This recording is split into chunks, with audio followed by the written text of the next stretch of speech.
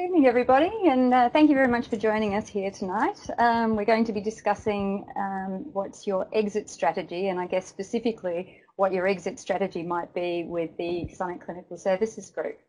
So I'd just like to introduce us who are here, except that my name's Elise Taylor, and I'm the head of the Acquisitions and Business Development Group for the Sonic Clinical Services Group, and I'm here with Abby Hunt, our National Practice Incentive Manager. Abby, do you want to say something so that the camera flicks back and forth so you can see? Yeah. Good evening, everyone. Thank you for joining us. So we've got some pictures there of us as well, but we're clearly better looking in person. And I thought I'd just put up a disclaimer just to advise you that if there is any information that we discuss tonight, it is general and it does speak to the way that we would look at all of our acquisitions, but your particular circumstances might be such that certain of the information doesn't apply to you. So later on and all the way through tonight, you'll definitely be hearing us suggesting that you get your own advice under certain circumstances and in general. We're going to run this section quite interactively, so we'd really like any questions that you have. There's no waiting to the end to answer questions, so anything that you have you can just type through and Abby will feed those through to me, or vice versa if Abby happens to be answering the questions. And I will be going through a little bit of Sonic Clinical Services 101, just so that you do actually understand. I mean, there may be people who are well aware of what our processes are or how we would approach things or even who we are. But just in case that is not so obvious for everybody, we will go through in some detail how we got to be where we are, what our overall acquisition strategy is, and how that may apply to you directly. Things like timelines are always very important, and that chronic question that always comes up, valuation methodology. I will say I'm not going to dwell on that particular aspect, but would be very happy to talk to you specifically if that becomes an issue for you personally. We certainly are going to talk to factors that may increase your chances of having an exit, particularly with us, but also what may increase the likelihood of you getting a purchase price that you're looking for. So, to kick right along, Sonic Clinical Services is a relatively young entity in and of itself, in that we've only been a conglomerate of businesses for around about 2 years, but the business itself has origins dating back to 1990s when Foundation Healthcare and Endeavour Healthcare were corporate medical providers in WA and came together and listed on the stock exchange with around about 70 practices initially. In 2003, it was rebranded as IPN. In around about 2006, I think, a majority stake was taken in the company by Sonic Healthcare, which is a Australian public listed company, one of the top 50. We have revenues of over $5 billion. So it's a very significant, substantial company. But having said that, the overall premise behind Sonic and Sonic Clinical Services has always been medical leadership and clinical sovereignty as some of the platforms that we pride ourselves on and that we live and breathe. Originally, as I said, the general practice was the core of our business, and because we are a serial acquirer, we do look at businesses that can add to the nature of the services that are provided for the benefit of the doctors and patients who work within our group. And therefore, we've branched out in recent years, and particularly in response to things like changes in government regulation and the way that the industry looks to be going in the future, to look towards services that are not necessarily Medicare based and that will provide service income for our doctors moving forward and for the business, which are not reliant, as I said, on Medicare services. So the frontline healthcare businesses include IPN, include Sonic Health Plus, which is our occupational medicine business. It was formed, again, through acquisition originally by acquisition of the Gemini business and the Prime business in 2008 and 2010 respectively, and has subsequently been amalgamated to form Sonic Health Plus. Australian Skin Cancer Clinics in 2011, Dr. Doctor in 2013. So I've mentioned a lot of these really to show as well that once you join our network of businesses, there actually are opportunities for you and for the doctors within your existing practices to look at other ways that they may like to practice and other particular services or other aspects of healthcare provision. There are a lot of companies at the moment in the market that will look at potentially acquiring your business, and that hasn't always been the case. I really think that over the last possibly at least 5 years, there haven't been too many companies that would look at acquiring businesses to the same extent that we are, and particularly standalone medical centre practices. We've actually acquired around about, I think, 50 practices in the last 5 years. We are quite particular about what we're actually looking for, and the doctors who join us share our cultural outlook. And it is the case that if you're making a decision about your practice, you might suit our model, you might suit another company's model equally as well or better.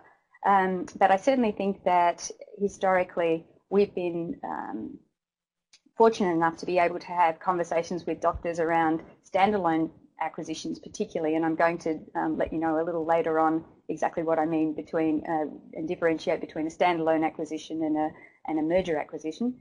And we think that historically why doctors have enjoyed the possibility of joining our network is that we do not have a one-size-fits-all acquisition approach.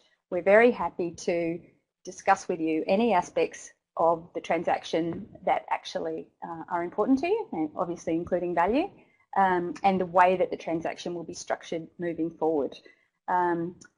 We try very hard overall to not have too much change because, as I said, we're quite particular about who we actually end up with in our network, and we're very proud of the fact that when those doctors join our network, they tend to stay because the mutual expectations have been met.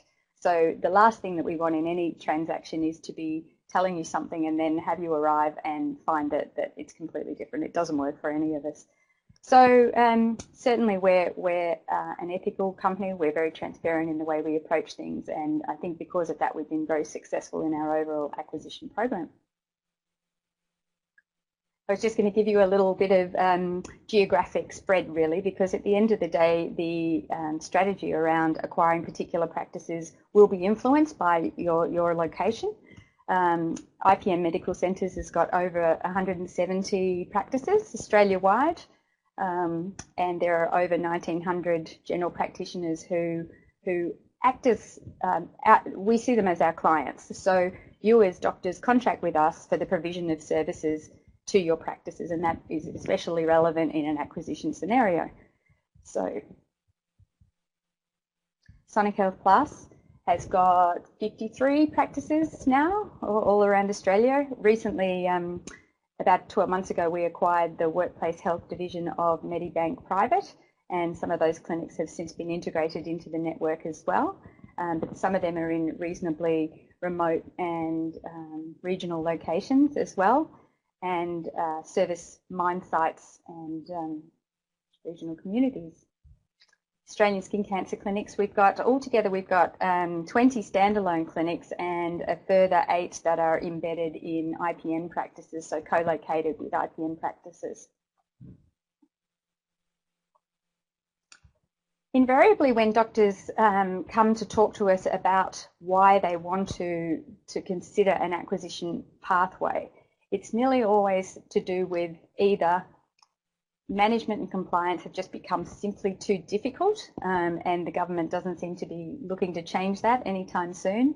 And Abby has actually has quite some to do with the way that the compliance environment works. It's her responsibility to, within IPM, manage the whole change process for grants. So Abs, do you want to say something about grants management? Absolutely. I think it's one of the areas that being a part of a corporate can really benefit general practitioners.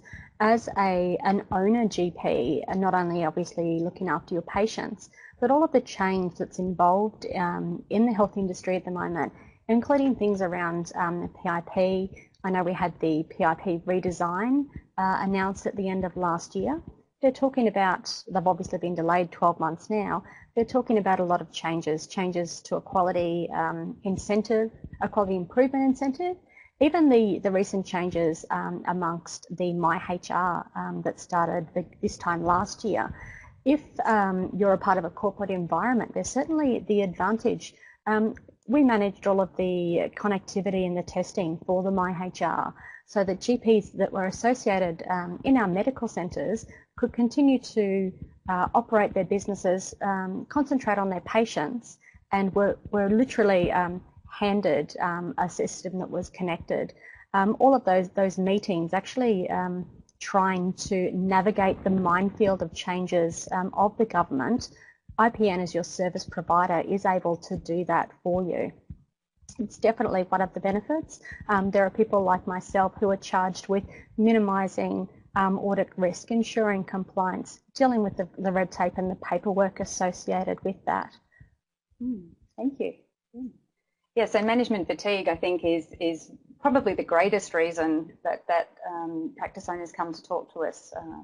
The second most popular reason for people talking to us is considering succession planning and considering your exit options, and concern. I think genuinely doctors are concerned about what's going to happen to their patients when they are finally considering retiring. And you do need to consider what's happening, at least if you're going to consider a pathway with us, that you need to think about that before you want to just have it happen if you're hoping to extract the maximum value for your business, because part of our overall structure is that we will seek to ask the owner doctors to commit to a period of time with IPN or with SCS, and that's for a number of reasons. It's firstly, obviously, to make sure that the culture that's in the practice continues, because managing change and all the things that go through an acquisition process are not easy.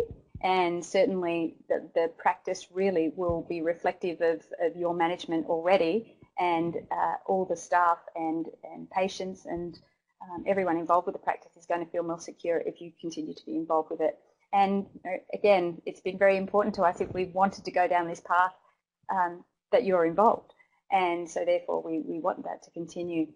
What we are happy to do is negotiate how long that really is, whether that's 3 years, 5 years, whatever period sort of suits. And it can be the case that there are many different owner doctors in the practice who have different views on that. And again, we're very happy to negotiate, because we don't have a one-size-fits-all policy. And noting that many of the decisions that get made in any acquisition transaction will possibly have an impact on the overall value that you're offered later on. Yes, next slide.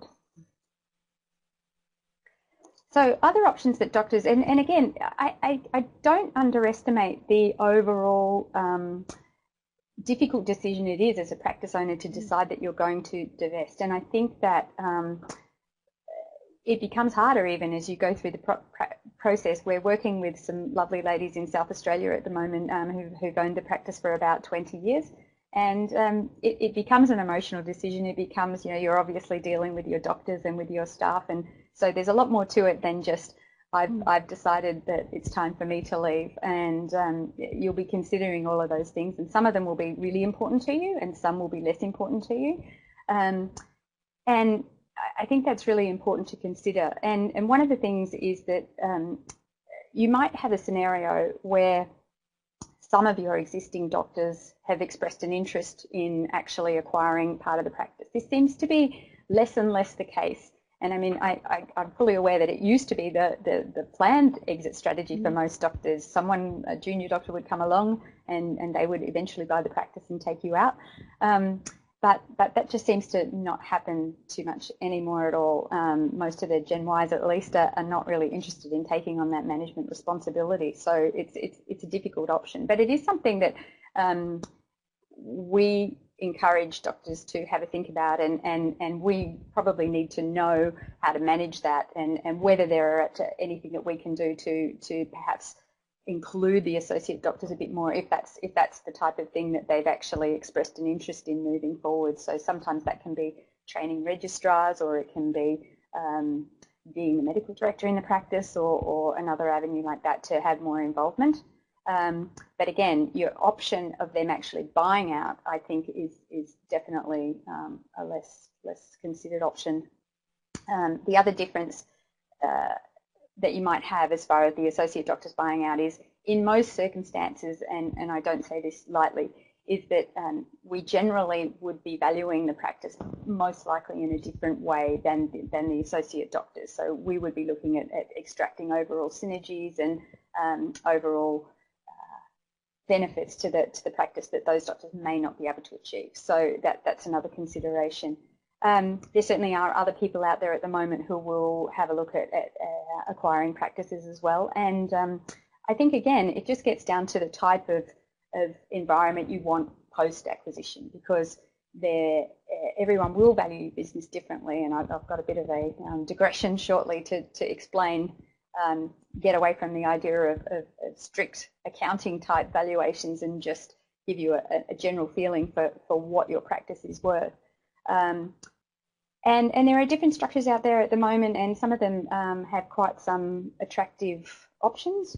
We don't normally look at equity, just partial equity options, but we're not 100% against that. And if there's a particular reason to be looking at it for a particular group, we would look at it. But as a serial acquirer and someone who looks at a lot of acquisitions, you can imagine that if we're doing slightly different ownership structures with people, it becomes quite complicated for us to manage. So close the doors is for solo practices who have left their options too late. I've actually seen that happen, and it's rather unfortunate, and we're trying to provide alternatives for that as well, because it does create a lot of devastation for the patients and for the doctor, obviously. So we've developed a transition to retirement option that some doctors have taken us up on, and I'll explain a little bit more about that later on.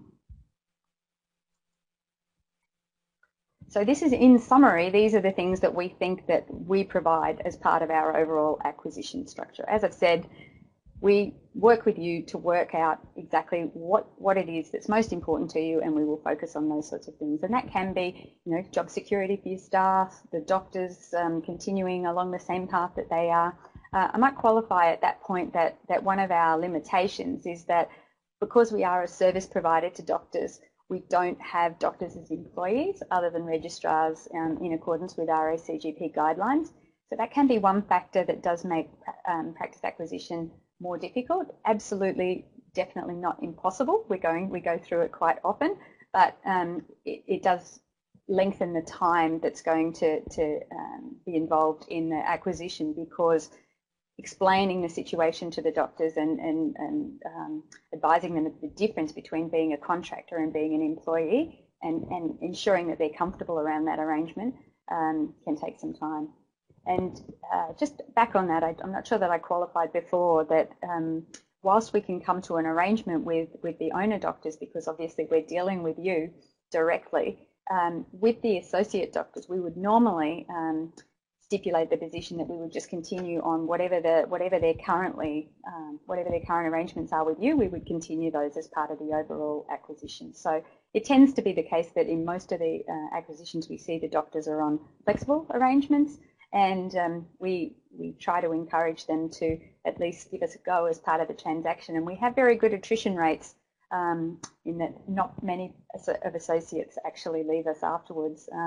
Again, I think that's about pretty strong expectation management, so that they know that essentially for them they will not see that much change. There will certainly be change. There's always change in these transactions.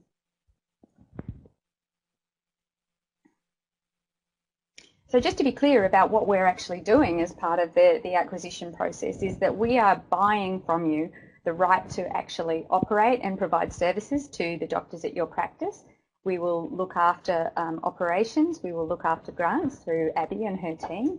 We will take care of the property arrangements. We will essentially take away from you, look after marketing. We will take away from you all of the things that at the moment take time from you being able to actually operate your practice and be a doctor.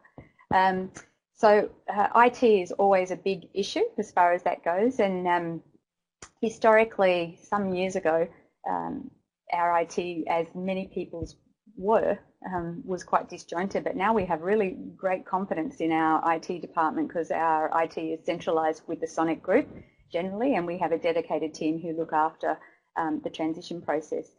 We do use Best Practice as our clinical software. We have a range of practice management software at the current time, but we are looking to actually change that all over in the future. We've got trial groups at the moment just trying to make sure that the new version of Best Practice management actually works for us because it's had a few bugs, as I'm sure some people know. But yeah, so if you are not working on Best Practice, eventually, not on day one or any of those sorts of things, we would have to change over to Best Practice, and that's obviously a change. We often have very long and convoluted conversations with people about IT because everyone has their own story about how their IT is or isn't working, and it's something we manage really carefully and we have a lot of experience with now. As I said before, sorry. Elise, we just had a question through. If someone was working on Medical Director as their clinical software and were quite attached to that, that would involve them transitioning to Best Practice clinical software? Ultimately, it would, yeah. It didn't used to be the case in that because we have had such an overarching acquisition program over the last 5 to 8 years, really. We used to leave people on the software that they were on, but over the last 2 years, I believe, in our organisation, we've gone through a hardware refresh program, which means that all the hardware, in each practice has been replaced so that our IT department are able to better support the practice directly. And we're getting really good feedback, and it allows us to have better service, no doubt, but also better reporting and better sharing of information ultimately. So unfortunately, it would be the case that ultimately, in an agreed time frame, no one's going to impose it on you on day one, but ultimately that would be the case. And I do understand, I mean, I'm always told by doctors, obviously, I'm not using it every day like doctors, but certainly because it was written by the same author, I hear that it's not difficult to change from Best Practice. We have another question specifically relating to the training and how we would facilitate a change from Medical Director to Best Practice. And I'm sure I'm right in that our IT team are really quite skilled in not just training clinicians, but actually facilitating the entire change. We have a team that deal with data reconstruction, and we would work very closely with anyone who came on board who wasn't familiar with Best Practice to ensure that both the data from your legacy software and your ability to use that new software was up and running so that you did feel as comfortable as you can feel when we're doing a software change of that scale.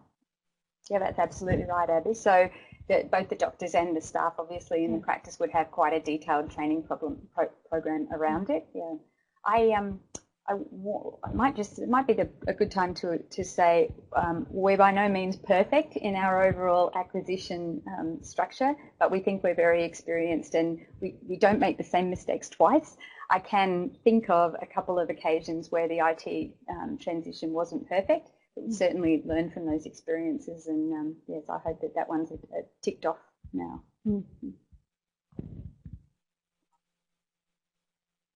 So as I said before, so if from a strategic point of view, what does the ideal practice look like for us? Well, first of all, as I said, the cultural alignment. So making sure that the way that the business is currently operating seems to suit our model very well. And that is that the doctors are very happy in terms of their clinical sovereignty. We do not influence, I mean, I know that this is always a question I get asked by doctors is, will you influence our billing policies? Do we have to bulk bill? Do we have to, change what we're doing? I mean, that's the essence of clinical sovereignty to us. So no, you don't. You absolutely will be able to continue to practice in the way that you want to. Do we need to have a walk-in system? Do we not have appointments? All those sorts of things are your decision. Geographically, it is a very important issue for us because it is more difficult for us to properly service. At the end of the day, all the doctors will be paying a service fee for the provision of services, and in order to be able to provide those services to the quality and the standard that we want to and that you want us to, we need to be well located and able to provide those services in a timely manner. So there are some regional areas where we probably would be less inclined to go, just simply from the point of view that it's harder for us to provide that support there. And depending on whether you're looking at a merger opportunity or at a standalone opportunity, the geography of that will be very important as well. We are looking for practices that are already running well. You know, like we're not in the business of buying fixer-uppers. Like I know that seems to be a bit of a common thought that perhaps corporate practices are looking to buy something that's in trouble at a bargain and pick it up, but it's not true. We like to have practices that are already running very well and that we can integrate into the network, and obviously that also allows you to have a better return. So a bit later on, I'll speak to the type of things that you could potentially look at to enhance the value of your practice or enhance the current performance of your practice that might ultimately down the track allow for a sounder exit. And certainly a potential to grow. I mean, timing for sellers certainly and for buyers can be very important, because if you're right at the top of the cycle and we see no real, and this can particularly happen, I suppose, in the occupational medicine businesses that seem to, and particularly Sonic Health Plus that has a quite strong alignment to the resources sector, we do need to evaluate what the macro conditions are like and whether the business has both the physical capacity and the overall approach in the way that it's operating to be able to grow.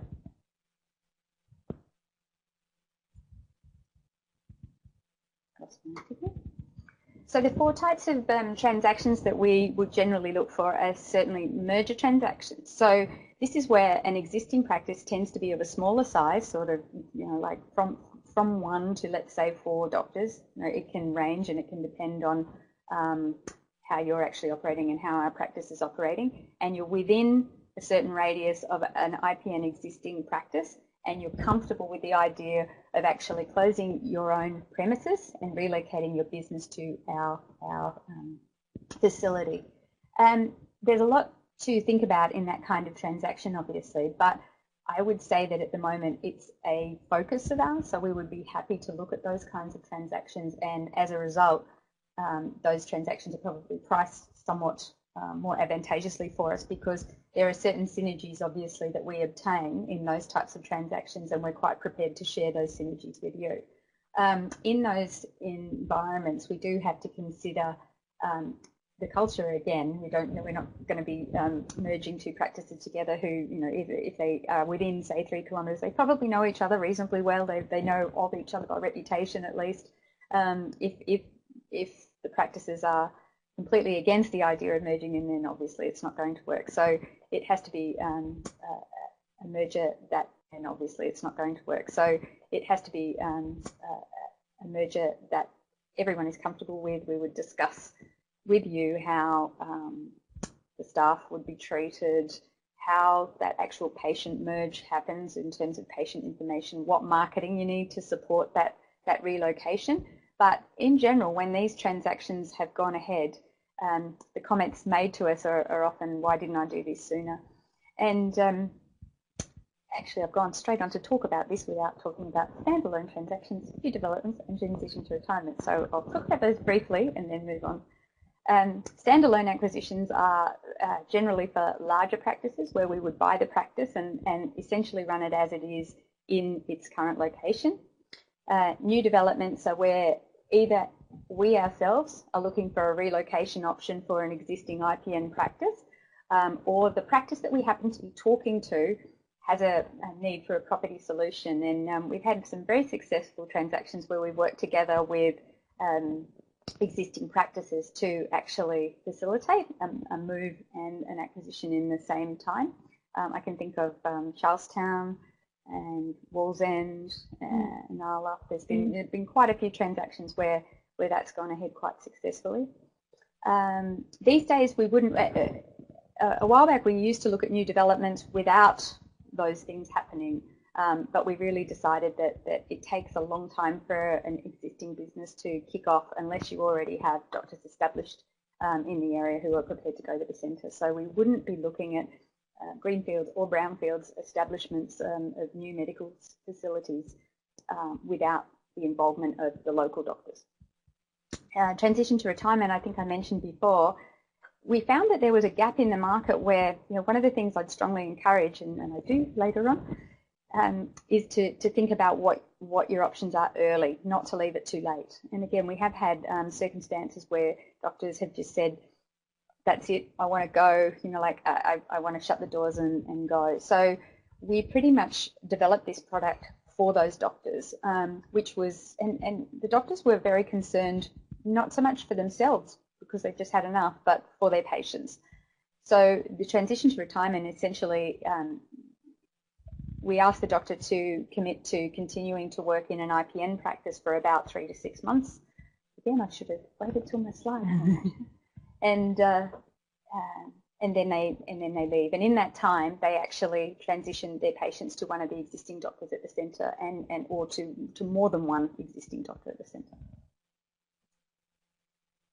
So I thought, before I did get onto the detailed slides about each of those transactions, that I would just speak about the concept of fair value, because overall there's a lot of discussion in the marketplace, and I know that other businesses out there who are looking to acquire practices will talk about multiples, and we like to talk about discounted cash flow valuation, because that's the way that we would look at things. But ultimately, you get a purchase price of fair value when you've got a willing seller on one side and a willing buyer on the other, and you're both prepared to actually do the transaction for the exchange of the asset at that price. And that is as simple as it gets, because you will have a view on what your value is worth, and we will have a view on what your value is worth. And if those things are completely misaligned, then we probably won't have a transaction happening. And we often get practice owners who'll say, but I know that my friend who also had a practice was sold it for this and that. And those things do happen, and perhaps they do. But the overall strategic value to us for your practice in each case will be different. And that will influence the overall value that we offer, and that therefore influences ultimately the multiple that you can quote. And it can be difficult, I know, because sometimes I listen to we're obviously reasonably well aware of what other potential acquirers out there offer in terms of their model. And I did recently compare it, I think, to trying to compare a Telstra and an Optus contract, is that sometimes the terms and conditions are different, and ultimately you're not quite sure where it's sitting. And so people do try to bring it back to a multiple or something like that to try and compare. But ultimately, fair value really prevails. The wrong way. So again, on merger acquisitions, again, the practice needs to be within a relatively close distance to an existing SCS or IPN practice, because you're expecting that your patients are going to follow the doctor to the new centre. And again, these are transactions that we are very interested in undertaking at the moment, and therefore the overall value, as we talked about before, the willing buyer value perspective is a lot higher for these transactions at the moment, given our strategic direction. As we said, cultural alignment is important. It's important also to note, from a structural perspective, it's always our preference to do a business sale, a business acquisition, rather than a share acquisition. And you may well have your business set up in a company structure, a service trust, all these sorts of structures, but we will not be looking to acquire the shares in that business. We will be looking to acquire the assets of the business. And that does have a different overall result for you from an accounting perspective that you'd be best to talk through with your advisors. And the difference between a business acquisition and a lump sum payment is that a lump sum payment will be treated as income almost invariably in your hands. A business sale is often completely different, because it will be treated under a capital gains tax regime, And again, your advisor will be able to explain to you which regime you're actually operating under. But there are a number of tests that your business must pass to be treated as a business acquisition. And generally speaking, if your advisor tells you that you passed many of those tests, you may be eligible for those kinds of treatments. The overall, whether you're willing and able to look at a merger transition with us may also be very much influenced by your property. Hold on, am I off? Okay. This is because if you actually own your property and you're going to move into an IPN centre or an SCS centre, you may be wondering what you're going to do with that property. In the current environment, in Sydney markets and in Melbourne markets, that's tended to be a really advantageous position for owners who also own their businesses. And that's because obviously there's a lot of buoyancy in those markets, and to be able to sell the property gives a very serious uplift to the overall transaction. This has been a bit more of a problem in areas like WA just at the present time, where you've got slightly depressed property values compared to where they were sitting several years ago. So that's obviously a consideration.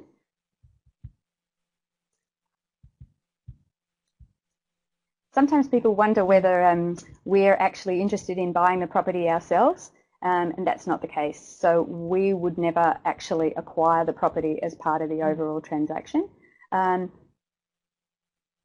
Occasionally, it might be the case that other areas of the business are looking for a particular property in that area, but we can never guarantee it because they'll make their own business decisions around whether that property can then be leased as an option to one of our other business units, such as particularly smaller practices, because in this scenario we're assuming that the practice is somewhat smaller and the doctors are moving into an IPN centre, and the existing property may well be fit for a radiology practice or for one of our skin cancer centres, and that does happen, but we don't rely on that. And again, one of the things we would ask owner doctors of properties when they're moving into an existing centre as part of this transaction is that if they're going to hold on to the property and not sell it, that they don't actually lease the property to anyone who's a competitor of the business. So you can certainly lease it to allied healthcare or not doctors, accountants, or anything outside the sector.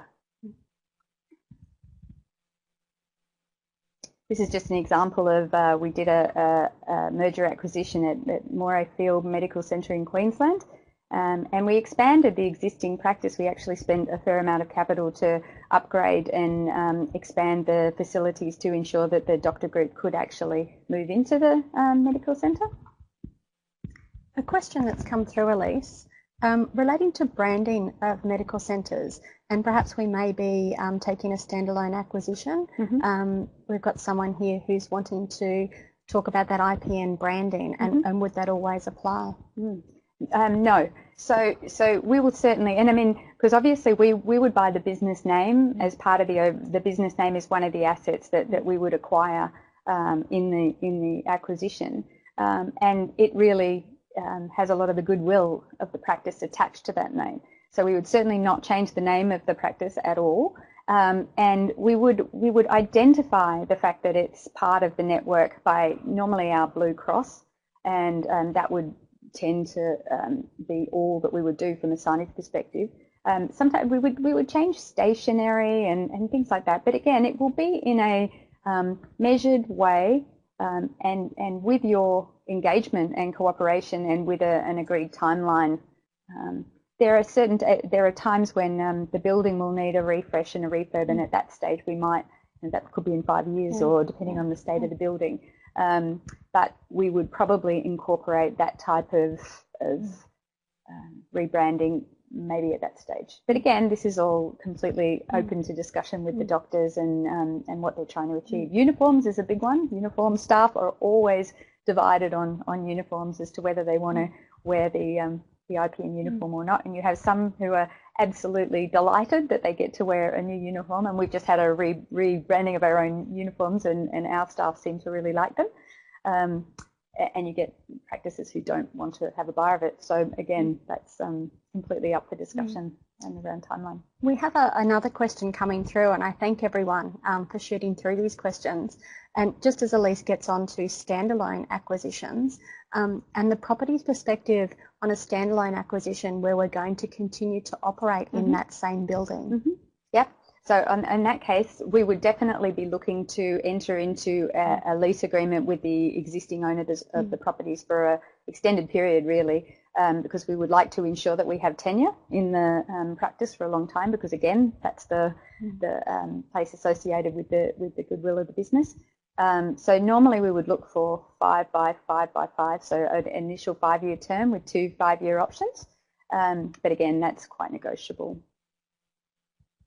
A lot of, I would say that most doctor owners at this stage are already paying themselves reasonably market-based rents as far as that goes. So we would normally, unless something was way out for a particular reason that the doctors had organised their affairs so that it wasn't market-based, we would look to renegotiate that. But again, those whether that goes up or down would actually have an influence, a positive or a negative one, on the purchase price overall as well. So. Thank you. I think that will address that question. Thank you. So when we look at a standalone acquisition, it does need to have our size guideline is that we would only look at a standalone option for an acquisition where the billings are around about 2.5 million. And again, it's not a hard and fast rule, it's just a guideline. 6 FTEs, that's around about the right number. And again, it's just an economies of scale issue for us, and it's worked quite well for us. We've already talked about change minimisation, and this is, again, IT systems must eventually transfer to best practice. It's difficult for us if the practice is already, if in a standalone example, it's a complete opposite of a merger example, in that if it's located within a very close distance to an existing SCS centre, well, that can be a bit problematic as well, because mostly because the doctors in that centre will expect a certain level of support from us and may see the fact that we've also engaged with a practice just down the road as a competitive kind of element. We can manage it. It can definitely be managed, but it's just probably a bit situation specific, and therefore being outside of a radius of existing IPM practices works better in a standalone scenario. Elise, we just had a report that some people aren't hearing the audio. So if we could just have perhaps a few people just jump on and confirm if they do still have audio with us. Hello? Is anyone out there? I think we may have audio. We're back on now. Okay. Excellent. And excellent. We've had confirmation. Thank you very much, everyone. Sound has gone. Yep. Great. Okay. Maybe that was just me. Maybe my microphone was in the wrong spot. Yeah. As I already mentioned before, that we do look to have the owner doctors commit for a period of time. But again, that's a negotiable point of us. One of the reasons that we do look for the asset acquisition as opposed to the share acquisition is that share acquisitions are much more difficult from a due diligence perspective and take a lot longer to complete. When you buy the shares in a company, you actually assume all the liabilities, obligations that are in that company going back time immemorial. And so from a due diligence perspective, it's quite difficult for us. It takes a significant amount of time, and you can imagine that doing sort of, let's say on average between 4 and 8 acquisitions in a year, it really drags the process down, and you would end up with a huge number of companies in your company structure. As I said, I think that we've been the main player in this market, but there certainly are others out there showing interest at the moment, and some may suit you as a seller, and some may not. Elise, do you think it's probably time to get some audience participation? Yeah, and perhaps we could look at a poll question and just have a look at, for our people tuning in, the motivation behind you perhaps exploring exit options within your business. Whilst that's going on, Abby, I'll just keep going, shall I? Absolutely. Yeah. So again, I've just got a photo here of a recent acquisition. This was Omega Health in Cairns that we've acquired. You can see this has got a very different look and feel to our own developed centres. So obviously we have a model. If we're developing a centre new, we do have a fairly standard look and feel about it, but that's not a precursor in a standalone transaction. This particular centre had a recent extension. It's got a skin cancer clinic at the back. It also has a cosmetics centre. So there are certainly a number of options that we will look at. As I said before, new developments. So currently when we have an existing SCS centre that we need to relocate, or a property solution for a practice that we're talking to. Site choice is always really important if we are going down that path. Obviously, not every site will do, and the timing of these transactions is also longer because you're looking at fit out. But I thought I'd show a couple of them because our new centres are fairly swish and state of the art, as we like to say. So this was we had to relocate our existing practice at Prospect because the building was just completely tired. So we moved into a bulky goods shopping centre, and the practice is now lovely. Trinity Gardens Medical Centre in South Australia. So again, we had a small heritage listed building where the practice was in Norwood, Parade at Norwood, and again it just outlived its usefulness, and so we were able to develop a new premises and transfer the existing practice in there. Elise, do you think, having heard a little bit about what Elise has been talking about, obviously our offering, perhaps we can have another poll question and just have a look at what concerns people may have with selling your practice. Obviously, if we can understand a lot of the concerns out there, perhaps Elise can help address those. Good. I'll press on and you can tell me the results, Abby. Excellent. Again, so this practice that you're looking at now is in Bendigo, and in fact there were two smaller practices in town who both required a property solution. So we had a simultaneous acquisition and development transaction there where they sold and moved into the new development at the same time. And I think I've spoken about transition to retirement. I guess the point I'd make about transition to retirement is I do see it as it's almost an unplanned option. It's something, if you're going to look to exit, taking a bit of time and being more ready for it is likely to reward you with a better financial outcome than being in the situation where you really need to get out quickly. And just going back over those poll results, we have majority of people are actually concerned about working for someone else. And I think human nature would lead us to understand that a lot of our practice owners are used to calling the shots and have gone down the business ownership for that exact same reason. Yeah, I think so. And we've often had, as I was saying before, I think that it's quite a decision, and particularly if there's more than one of you. So particularly if there's a group and certain people in the group want certain things and certain people want other things, but everybody's looking to exit at a particular time. And we've certainly had the situation where perhaps in those circumstances, one of the doctors might be the one who's slightly more commercially aligned and is calling the management shots around what's actually going on in the practice. And that doctor often will run this transaction on behalf of the others, so we'll have more engagement with us and feed the information back to the others. And we'll also perhaps be the one who feels a bit more bereft once the transaction does go ahead, because whilst your ambition is actually to get more time and to be able to do the things that you want in those circumstances, it can be the case that be careful what you wish for, I suppose. Again, when the vendor doctor agrees to sell, we do ask the vendor doctor whether they would like to be, or doctors, the role can be shared, whether they would like to remain as a medical director in the centre, because it's not just the case that medical leadership kind of vanishes overnight. That you'll often find that, particularly if there's registrars, obviously, but also with the associates, they need to go to someone for just clinical matters, those kinds of things. And so certainly we would invite one of the owner doctors to continue as the medical director, and we would pay a fee for that service. We would not expect the vendor doctor to just do that out of the goodness of their heart.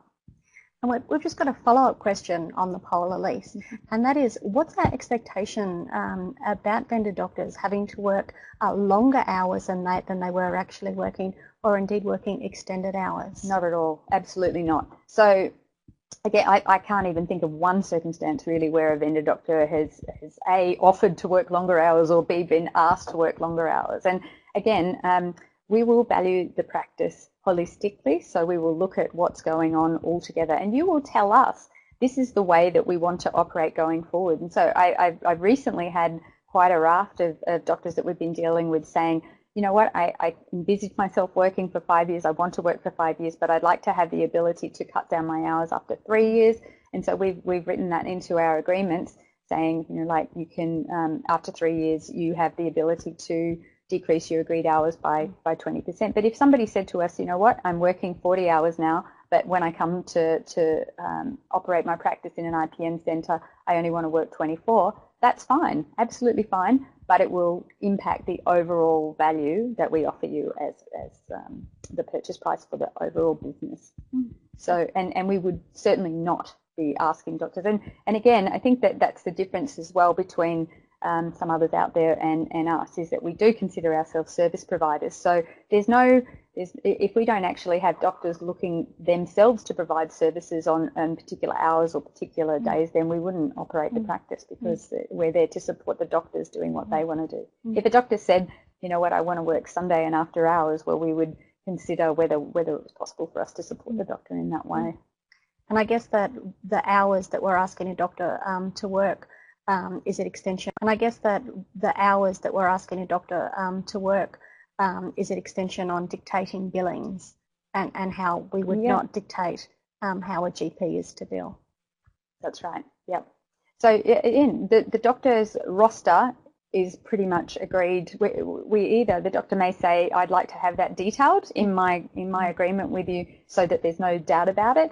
More often than not, the doctors would like to just have, as arranged between the doctor and the practice manager for time to time, there would be an understanding that the doctor is working a certain number of hours. So it would say in the agreement, I'm working 24, I'm working 40, or whatever it is that the doctors ask for. But yeah, and getting back to that management question, I think it's a really interesting point, and you may need to go down this path and get more information and more feedback from us a number of times before you're comfortable with the idea. But we welcome engagement from the doctors, and we've been working with a couple of practices recently who've asked questions around, how do we introduce other doctors into the practice? Because at the moment, how they work is quite collegial, and they would almost invite their friend to come into the practice, as part of the group. And we say, oh, that's fabulous. If you'd like to do our job for us, then brilliant. We're more than likely, more than happy to agree to that.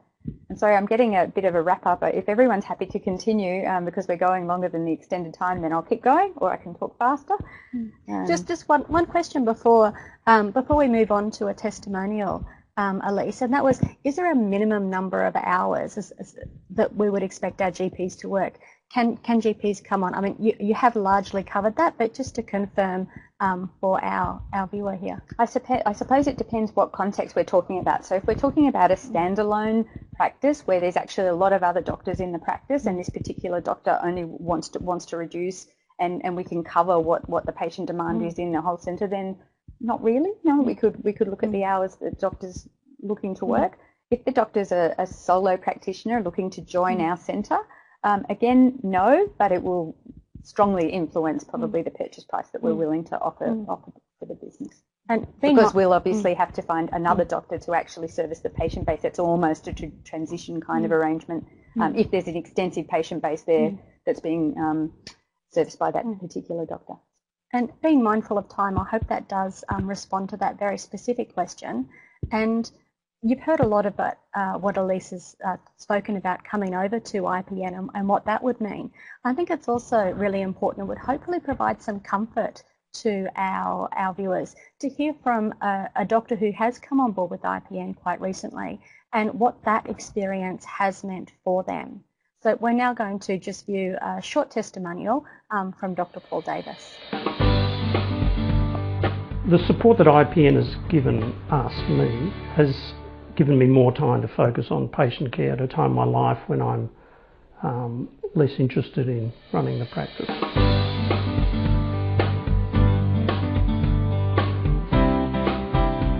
Ashburton's an older area, becoming younger, so it was a bit of a post-war, a lot of veterans here.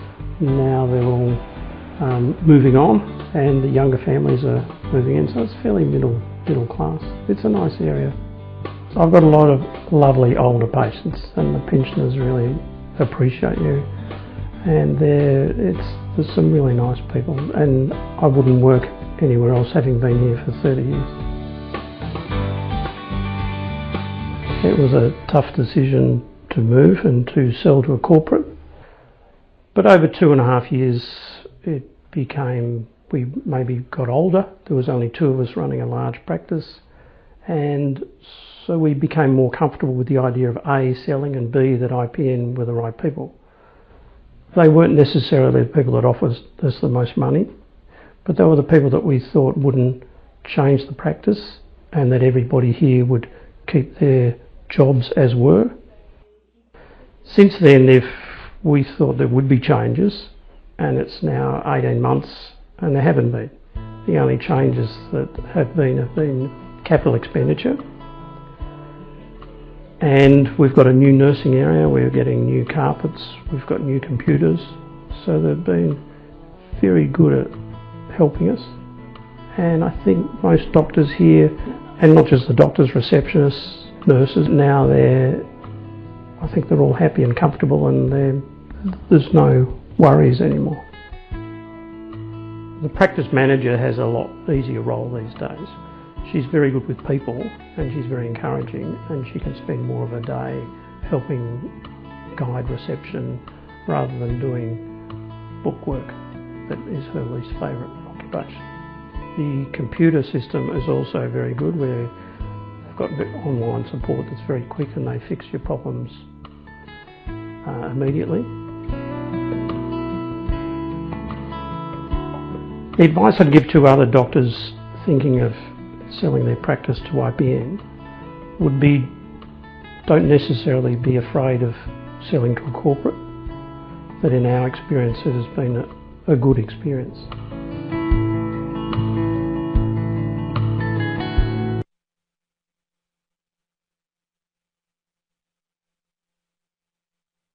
Yeah. I'll just click forward, shall I? Sorry everybody, it seems like we had a technical difficulty there, so I'm sorry about that. You can actually view that testimonial and quite a few others on our website. So you can go to ipn.com.au and you can see those testimonials. But we're always happy. We know for a fact, as I said before, we know for a fact that not everything is perfect as far as our acquisitions go, and we're very happy to put you in touch with any doctor so you can ask them any question who've gone down this path with us. And some of them will have criticism, but I prefer you hear the what's and all story again in terms of expectation management, and might also highlight for you some things that are particularly important. So again, what can you do to improve your exit outcomes? As I said, I think you need to think about it early, and the fact that you're on this webinar at all shows you probably are thinking about that. Certainly, in fact, Paul Davis, who provided that testimonial, I think I started talking to him 3 years before they actually completed their transaction, because they thought about it, discussed it with various people within the practice, talked to their advisors, and ultimately made a decision. And as the testimonial will show you, they are actually happy with that decision. So independent advice, particularly around your personal circumstances, your personal taxation is often a question that we will get, really important.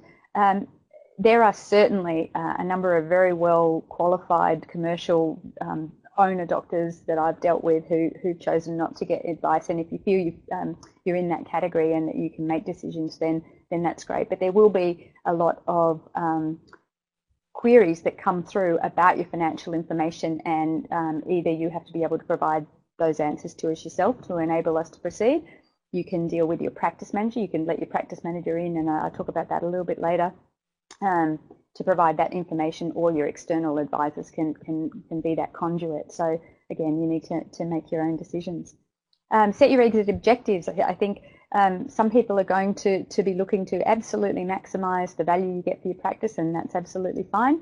And then some people are going to be more concerned about perhaps the welfare of their staff, how their property gets leased. I've had one owner doctor who was far more concerned about what was happening with the property afterwards, and how we would behave as a tenant of that property as opposed to the business.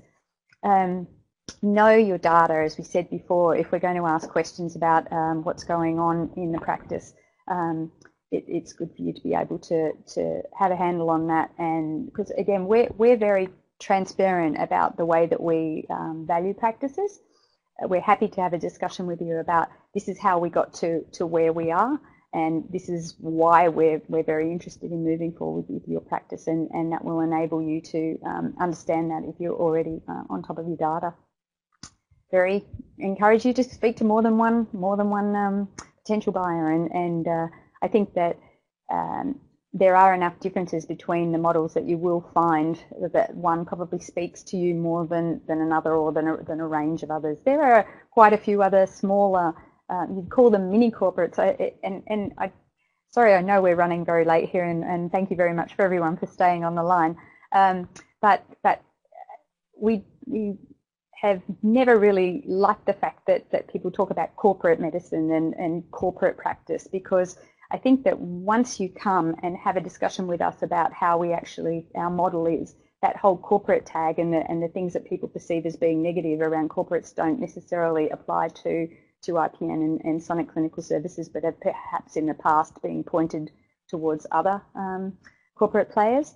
And yeah, there are quite a few smaller operators around now. So doctor groups who are setting up 7, 6, 5, practices within a particular geographic region, and trying to get economies of scale in operating their practice that way. Think about your confidentiality and who you're prepared to involve. As I said, I think it's a difficult process, and again, our way of going through it will be very much led by you and what you're happy to do. So obviously we will have confidentiality around what we're doing in the early stages, and you will feel that there is a certain time when you're happy to start involving other people, or that might occur a bit further down the track. And it's important to get that balance right, because you can tell people too early in the transaction and maybe create anxiety, and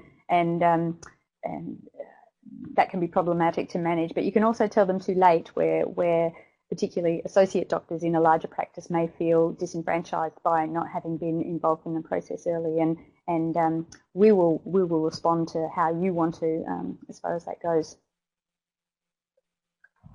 So these are the types of things that are going to influence what your overall profitability and maintainable earnings are in your practice, and therefore influence your business value that we're able to give you. It's things like, what disbursement rate are your doctors currently achieving? So in certain areas we're seeing very high disbursement rates, in certain other areas they're not, they're more in line with our average, but overall that's obviously going to affect how your practice is performing, how you're claiming against your PIP, PNIP, how those things are contributing to your overall value, your property, non-Medicare related services, how your patients are responding to the fact that at the moment there are a lot of additional competitors in the market, and so we're certainly seeing the situation where there is some patient leakage because new practices will set up within the general vicinity. Those sorts of things can influence. And yeah, labour, obviously staff rates are often something that we'll have a discussion with practice owners, because we have a benchmark position on what we believe the labour rates should be. If you're outside of that and that's the way you want to continue, that's absolutely fine, bearing in mind that that will actually have an overall impact on value. And one of the things that I would say there too, as far as staff goes, is that we would seek to offer continuing employment to most people in the practice.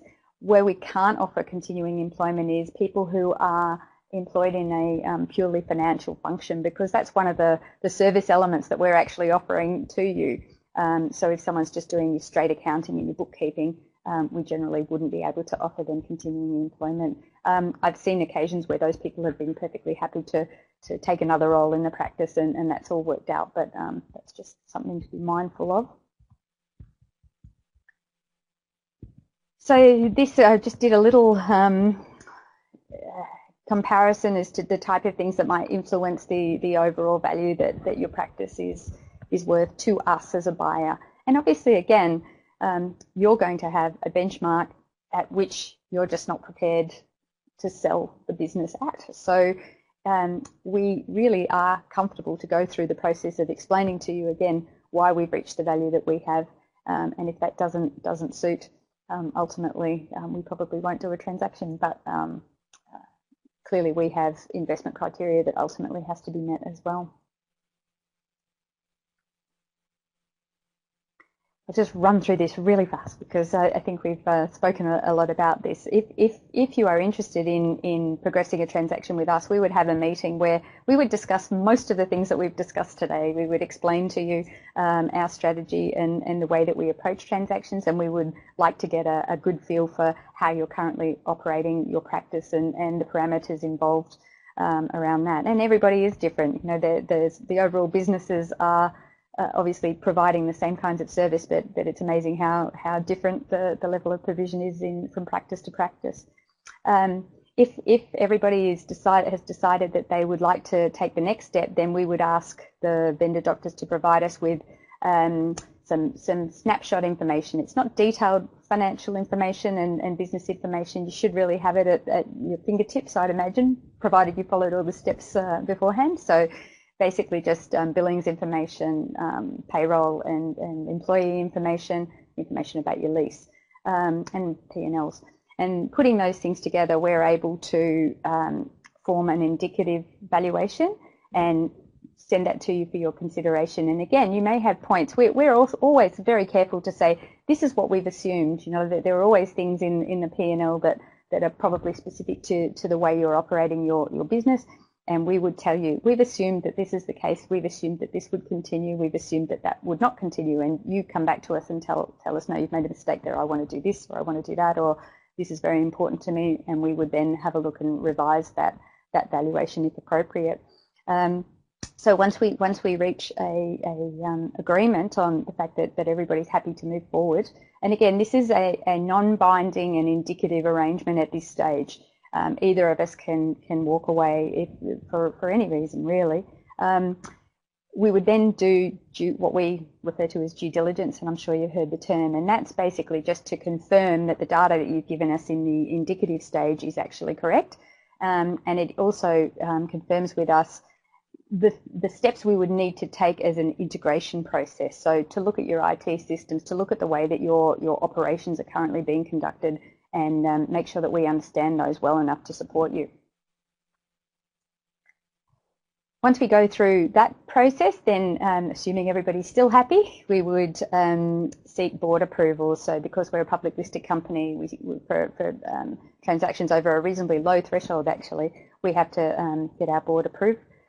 And once that's forthcoming, we go to the legal documentation, and that takes what it takes, and it can depend on certainly the level of transactions that we might be involved in at any one time, but also how your lawyer feels about the particular transaction. we feel that our documentation starts from a relatively neutral position, but not all lawyers agree. So after we get to the signed binding documentation, we would then have at least a 4-week completion period, because as a business sale, during those times we've got to do things like transfer the employees over, transfer the leases, and all the things that are associated with the actual acquisition. And it's considerably difficult. I think it's way more difficult for you as sellers than it is for us as buyers, and only because we've done it quite a number of times. We're used to the process, and it's also not our baby. You know, it's your business, it's your baby. You've probably grown it over quite a number of years, and to pass it on and to have those concerns around, you know, how someone else might look after your baby is difficult. So I think it's quite taxing for the vendors, and you probably need to be prepared for that. We will assist you as best we possibly can, but it's nice to have other sort of support networks around you as well. So here we go. Finally, I'm sorry again to have taken up so much of your time, but the take-home points are: see what you can do early on. We are certainly, I think, one of the best options around, because we don't have a one-size-fits-all model. We are happy to negotiate, and we stand by. We will walk the walk. We don't just talk the talk. We really want to have expectations managed on both sides, and a lot of that is to do with the fact that we were talking before around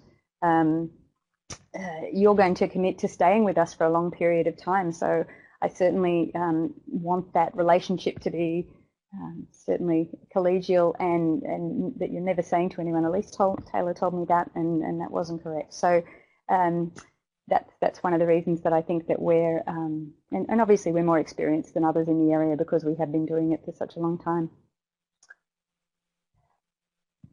Any final questions, Abby? If anyone does have any final questions for Elise, if they could just pop them through now. I think as Elise would reiterate, we really appreciate you dialing in this evening, taking time out of your busy schedules. Hopefully the session has been very beneficial. I know there certainly has been a lot of information put out there, and I think those take-home messages really reiterate what Elise has been discussing. It doesn't look like we do have any questions, Elise, so I might just hand over to you for a final wrap-up. Thanks very much, Abby, and thank you again, everyone, for joining us. This is a new medium for us, and we did enjoy it. So looking forward to having more of these in the future, where we might discuss other topics surrounding business development, but also the types of initiatives that IPN and SCS are looking to put into the marketplace that do have the effect, we believe, of assisting doctors.